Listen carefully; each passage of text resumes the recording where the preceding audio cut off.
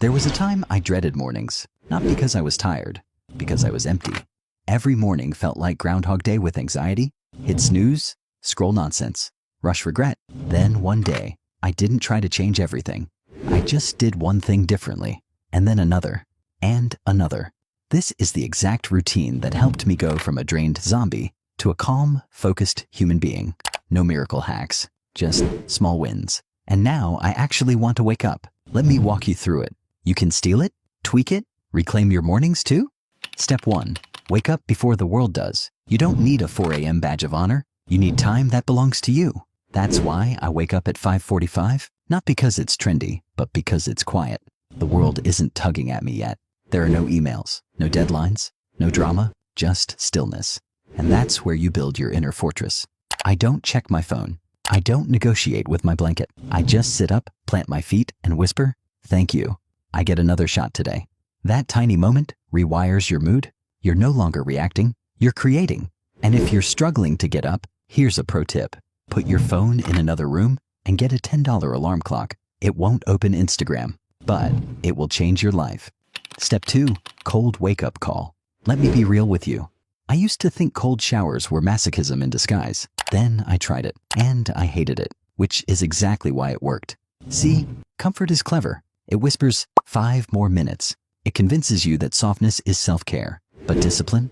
Discipline is what builds the life you actually want. Cold water shocks your system like a reset button. It says, wake up, there's work to do. It's not about the cold. It's about what the cold teaches you. Resilience, grit, presence. Studies show cold exposure triggers a dopamine surge, like nature's version of a mental upgrade. You won't need coffee. You'll be buzzing from the inside out. Do it, hate it, then thank yourself all day long. Step 3, mindful stillness. 10 minutes, no Wi-Fi, no noise, just me and my thoughts. Sound boring? That's because we've forgotten how to be still. We crave distraction like it's oxygen, but clarity? Clarity only shows up when the noise dies down. I sit, I breathe. Sometimes I meditate. Sometimes I pray. Sometimes I just ask myself, who am I showing up as today? This isn't about religion. It's about reconnecting with your values, your purpose, your why. Because if you don't direct your day, the internet will. The stillness helps you zoom out. You stop sweating that passive-aggressive message or that awkward Zoom call. You see the bigger picture. And that's how you start moving through your day like a pilot instead of a passenger.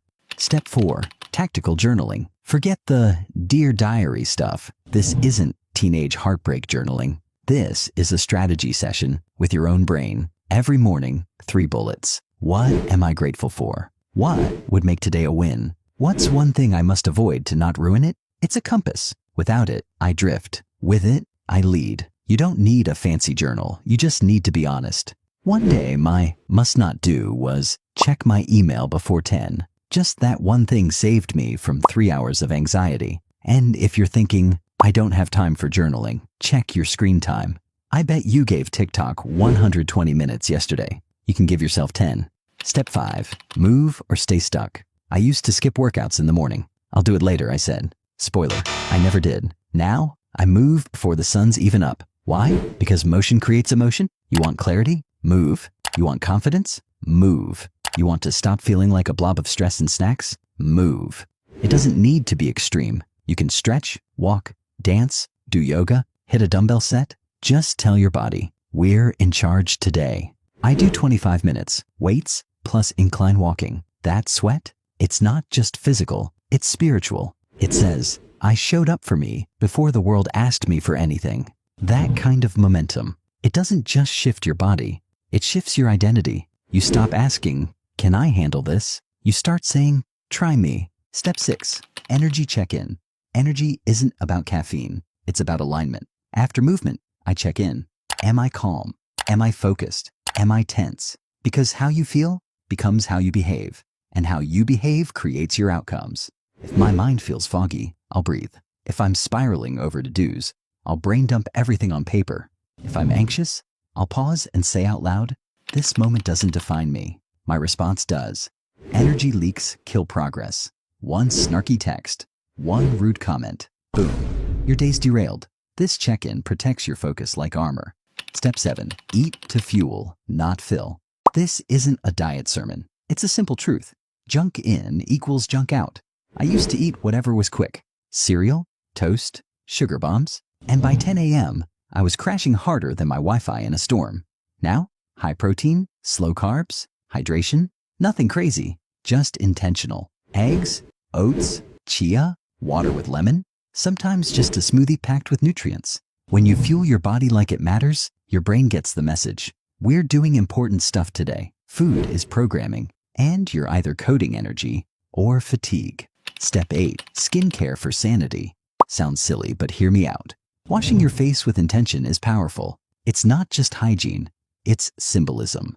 You're wiping off yesterday, starting fresh. My trick? Ice water splash. Then, natural moisturizer, aloe, or even green tea toner. Sometimes I'll rub in raw honey and rinse after 5 minutes. It's soothing, healing, and it feels like self-respect. You don't need a 10-step Korean skincare routine. Just treat your face like it's not disposable. Because when you look in the mirror and see effort, you act like someone who puts in effort. Step 9. Create before you consume. The old me started the day scrolling. News, memes, people yelling on Twitter. Now I write ideas, plans, maybe a script, maybe a voice note. I make something before I let the world make me react. Even 10 minutes of creation changes your frequency. You're in output mode. You're a producer, not a puppet. Maybe for you it's drawing, or brainstorming business ideas. Maybe it's playing an instrument, or working on your side hustle. Just build before you scroll. Trust me, this one shift will rewire your whole identity.